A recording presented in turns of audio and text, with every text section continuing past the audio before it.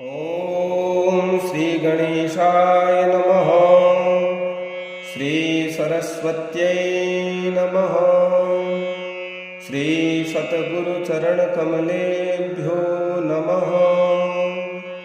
अथ गणाष्टकम्।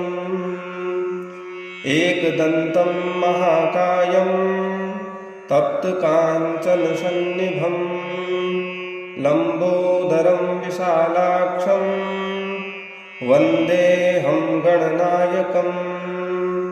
मौञ्जीकृष्णाजिनधरं नागयज्ञोपवीतिनं बालेन्दुसकलं मौलौ वन्देऽहं गणनायकम्।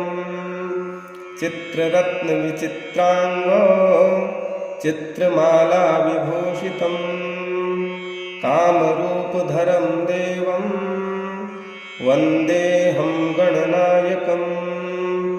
मूषकोत्तमारुह्य देवासुरमहाहवे योद्धुकामं महावीर्यं वन्देऽहं गणनायकम्।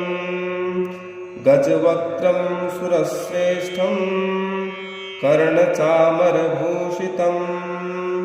पाशाङ्कुशधरं देवं वन्देऽहं गणनायकम्। यक्षकिन्नरगन्धर्व सिद्धविद्याधरैः सदा स्तूयमानं महाबाहुं वन्देऽहं गणनायकम्। अम्बिकाहृदयानन्दं मातृभिः परिवेष्टितं भक्तप्रियं मदोन्मत्तं वन्देऽहं गणनायकम्। सर्वविघ्नकरं देवं सर्वविघ्नविवर्जितं सर्वसिद्धिप्रदातारं वन्देऽहं गणनायकम्। गणाष्टकमिदं पुण्यं यः पठेत् सततं नरः सिद्ध्यन्ति सर्वकार्याणि विद्यावान् धनवान् भवेत्। एकदन्तं महाकायं तप्तकाञ्चनसन्निभं लम्बोदरं विशालाक्षं वन्देऽहं गणनायकम्। मौञ्जीकृष्णाजिनधरं नागयज्ञोपवीतिनं बालेन्दुसकलं मौलौ वन्देऽहं गणनायकम्। चित्ररत्नविचित्राङ्गो चित्रमालाविभूषितं कामरूपधरं देवं वन्देऽहं गणनायकम्। मूषकोत्तमारुह्य देवासुरमहाहवे योद्धुकामं महावीर्यं वन्देऽहं गणनायकम्। गजवक्त्रं सुरश्रेष्ठं कर्णचामरभूषितं पाशाङ्कुशधरं देवं वन्देऽहं गणनायकम्। यक्षकिन्नरगन्धर्व सिद्धविद्याधरैः सदा स्तूयमानं महाबाहुं वन्देऽहं गणनायकम्। अम्बिकाहृदयानन्दं मातृभिः परिवेष्टितं भक्तप्रियं मदोन्मत्तं वन्देऽहं गणनायकम्। सर्वविघ्नकरं देवं सर्वविघ्नविवर्जितं सर्वसिद्धिप्रदातारं वन्देऽहं गणनायकम्। गणाष्टकमिदं पुण्यं यः पठेत् सततं नरः सिद्ध्यन्ति सर्वकार्याणि विद्यावान् धनवान् भवेत्। एकदन्तं महाकायं तप्तकाञ्चनसन्निभं लम्बोदरं विशालाक्षं वन्देऽहं गणनायकं मौञ्जीकृष्णाजिनधरं नागयज्ञोपवीतिनं बालेन्दुसकलं मौलौ वन्देऽहं गणनायकं चित्ररत्नविचित्राङ्गो चित्रमालाविभूषितं कामरूपधरं देवं वन्देऽहं गणनायकं मूषकोत्तमारुह्य देवासुरमहाहवे योद्धुकामं महावीर्यं वन्देऽहं गणनायकं गजवक्त्रं सुरश्रेष्ठं कर्णचामरभूषितं पाशाङ्कुशधरं देवं वन्देऽहं गणनायकं यक्षकिन्नरगन्धर्व सिद्धविद्याधरैषदा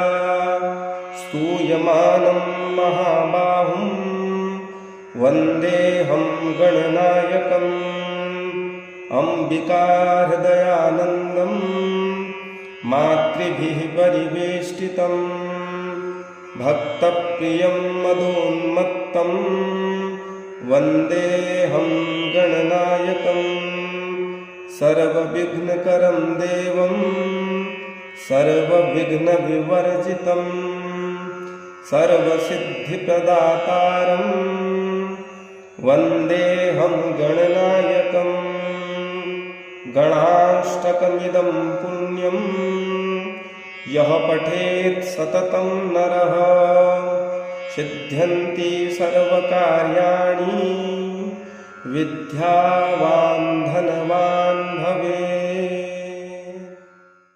एकदन्तं महाकायं तप्तकाञ्चनसन्निभं लम्बोदरं विशालाक्षं वन्देऽहं गणनायकं मौञ्जीकृष्णाजिनधरं नागयज्ञोपवीतिनं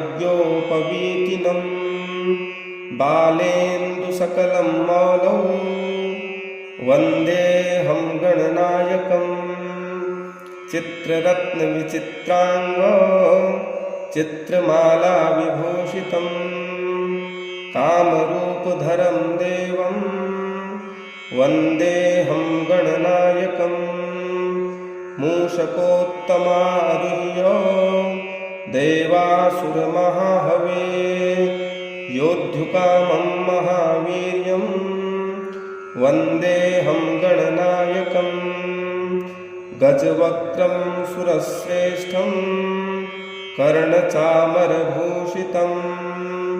पाशाङ्कुशधरं देवं वन्देऽहं गणनायकं यक्षकिन्नरगन्धर्व सिद्धविद्याधरैषदा स्तूयमानं महाबाहुं वन्देऽहं गणनायकम् अम्बिकाहृदयानन्दं मातृभिः परिवेष्टितं भक्तप्रियं मदोन्मत्तं वन्देऽहं गणनायकं सर्वविघ्नकरं देवं सर्वविघ्नविवर्जितं सर्वसिद्धिप्रदातारं वन्देऽहं गणनायकं गणाष्टकमिदं पुण्यं यः पठेत् सततं नरः सिद्ध्यन्ति सर्वकार्याणि विद्यावान् धनवान् भवेत्।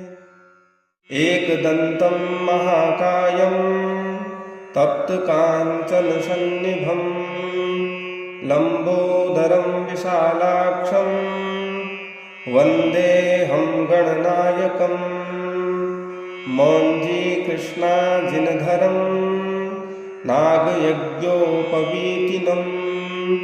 बालेन्दुसकलं मौलौ वन्देऽहं गणनायकम् चित्ररत्नविचित्राङ्गो चित्रमालाविभूषितं कामरूपधरं देवं वन्देऽहं गणनायकम् मूषकोत्तमारुह्य देवासुरमहाहवे योद्धुकामं महावीर्यं वन्देऽहं गणनायकम् गजवक्त्रं सुरश्रेष्ठं कर्णचामरभूषितं पाशाङ्कुशधरं देवं वन्देऽहं गणनायकम् यक्षकिन्नरगन्धर्व सिद्धविद्याधरै सदा स्तूयमानं महाबाहुं वन्देऽहं गणनायकम् अम्बिकाहृदयानन्दं मातृभिः परिवेष्टितं भक्तप्रियं मदोन्मत्तं वन्देऽहं गणनायकम् सर्वविघ्नकरं देवं सर्वविघ्नविवर्जितं सर्वसिद्धिप्रदातारं वन्देऽहं गणनायकम् गणाष्टकमिदं पुण्यं यः पठेत् सततं नरः सिद्ध्यन्ति सर्वकार्याणि विद्यावान् धनवान् भवेत्।